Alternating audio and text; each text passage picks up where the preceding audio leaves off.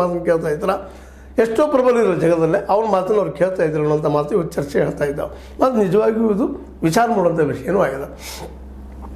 ಮೋದಿ ಮತ್ತು ಶಾರ್ ಅವರು ಈ ವಿಚಾರದಲ್ಲಿ ಯಾಕೆ ಹಿಂದೆ ಈ ಒಂದು ವಿಷಯದಲ್ಲಿ ಒಂದು ರೀತಿ ಹಿಂದೇಟಂತಿರೋ ಮುಂದೇಟಂತಿರೋ ಮಾಡಿದ್ರು, ತಪ್ಪು ಯಾಕೆ ಮಾಡಿದ್ರು ಅಂತೇಳಿ. ಯಾಕಂದ್ರೆ ಸೀಸ್ ಫೈರ್ಕ್ಕೆ ಪಾಕಿಸ್ತಾನ ಒಪ್ಪಿಗೆ ಕೊಟ್ಟು ಮಾತು ಪಾಲಿಸಿದ್ರೆ ಮಾತು ಹೇಳ್ತಾನೆ ಇರಲಿಲ್ಲ, ಈ ಸಮಸ್ಯೆನೂ ಆಗ್ತಿರಲಿಲ್ಲ. ಆಯ್ತು ಬಿಡಪ್ಪ, ಒಂದು ಒಪ್ಪಿಗೆ ಕೊಟ್ಟಿದ್ದಾರೆ, ಮತ್ತು ಇವರು ಏನೋ ಒಂದು ಇದರಲ್ಲಿ ಇಲ್ಲ, ಇನ್ನೊಂದು ಏನಾದರೂ ಭಯೋತ್ಪಾದಕ ಕೃತ್ಯ ನಮ್ಮ ರಾಷ್ಟ್ರದಲ್ಲಿ ಆಯ್ತಪ್ಪ ಅಂದರೆ ನಾವು ಯುದ್ಧ ಸಾರ್ತೀವಿ ಅಂತ ಹೇಳಿದರು. ಅಡ್ಡಿಲ್ಲ, ಬರುವಾಗ ಚೆನ್ನಾಗಿದೆ, ಇನ್ನು ಮುಂದೆ ಹೋಗ್ರಿ ಅನ್ನೋಂಥ ಮಾತು ತಡೆದರು. ಇಂಥ ಪ್ರಸಂಗದಲ್ಲಿ ಚೈನಾ ಸಪೋರ್ಟ್ ಇರ್ಬೋದು, ಟರ್ಕಿ ಸಪೋರ್ಟ್ ಇರ್ಬೋದು, ಯಾವುದೇ ಸಪೋರ್ಟ್ ಇರಲಿ, ಬಟ್ ಇಂಡೈರೆಕ್ಟಾಗಿ ಅಮೇರಿಕಾ ಸಪೋರ್ಟ್ ಇದ್ದು ಇರ್ಬೋದು. ಯಾಕಂತಂದ್ರೆ ಏಕಾಏಕಿ ಎರಡೂ ದೇಶಗಳ ಬದಲಾಗಿ ಟ್ರಂಪ್ ಅವ್ರು ಯಾಕೆ ಹೇಳಿದರು ಇದಕ್ಕೆ? ಹಂಗಾದ್ರೆ ಮೋದಿ ಅವ್ರ ಒಪ್ಪಿಗೆ ಇತ್ತಂದ್ರೆ ಶಿಮ್ಲಾ ಅಗ್ರಿಮೆಂಟ್ ಇತ್ತಲ್ಲ ನಮ್ಮ ಬಳಿಕ, ಅದಕ್ಕೆ ಯಾಕೆ ಇವರು ಒಪ್ಪಿಗೆ ಕೊಟ್ಟರು?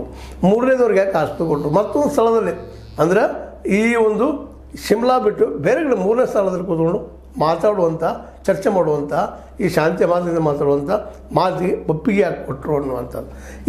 ಈ ಎಲ್ಲ ಹಿನ್ನೆಲೆಯಲ್ಲಿ ಇವತ್ತು ಮತ್ತಷ್ಟು ಕಾಂಗ್ರೆಸ್ ಆಗಿರ್ಬೋದು ಮತ್ತು ವಿರೋಧ ಪಕ್ಷಗಳಾಗಿರ್ಬೋದು ಒಂದೇ ಒಂದು ಅಡಿಯಲ್ಲಿ ಬಂದ್ಕೊಂಡು ಗಟ್ಟಿಮುಟ್ಟಾಗಿ ಸಂಯುಕ್ತವಾಗಿ ಜೋಡಿಯಾಗಿ ಮೋದಿ ಅವ್ರ ಮೇಲೆ ಅಟ್ಯಾಕ್ ಮಾಡ್ತಾ ಇದ್ದಾರೆ. ಈಗ ಮೋದಿ ಅವ್ರು ಏನು ಉತ್ತರ ಕೊಡ್ತಾರೋ ಏನೋ, ಇಲ್ಲಿವರೆಗೆ ಮಾತ್ರ ಕೊಟ್ಟಿಲ್ಲ, ಇನ್ನು ಕೊಡ್ಬೋದಿಲ್ಲ ಅಂತಲ್ಲ. ಆದರೆ ಈ ಒಂದು ನೀತಿ, ಅದರಲ್ಲೂ ಅಮೇರಿಕಂಥ ದೇಶದ ಮೂರನೇ ದೇಶದಲ್ಲಿ ಎಂಟ್ರಿ ಮಾಡೋದು ಸರಿನಾ ಅಂತ. ಯಾಕೆಂದರೆ ಕಾಶ್ಮೀರ ಇದೇನಪ್ಪ ಅಂದ್ರೆ ನಮ್ಮ ಭಾರತದ ಭಾಗ, ಹಂಗದು, ಅದ್ರ ಇನ್ನೊಬ್ರು ತರೋ ಅವಶ್ಯಕತೆ ಇಲ್ಲ ನಮಗೆ. ಮತ್ತು ಪಾಕಿಸ್ತಾನಕ್ಕಿರುವಂಥ ಒಂದು ಈ ತಿಕ್ಕಾಟ, ಈವನ್ ಪಾಕಿಸ್ತಾನಕ್ಕೂ ನಾವು ಕೊಡ್ಲಿಕ್ಕೆ ತಯಾರಿಲ್ಲ.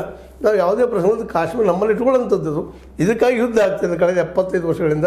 ಸಾಕಷ್ಟು ದುಡ್ಡನ್ನು ಅದಕ್ಕೆ ವ್ಯರ್ಥ ಮಾಡಿದ್ದೀವಿ, ಹಾಳು ಮಾಡಿದ್ದೀವಿ. ಡಿಫೆನ್ಸ್ಗೆ ಸಾಕಷ್ಟು ಪ್ರತಿ ವರ್ಷ ದುಡ್ಡು ಹಾಕ್ತಾನೆ ಇರ್ತೀವಿ.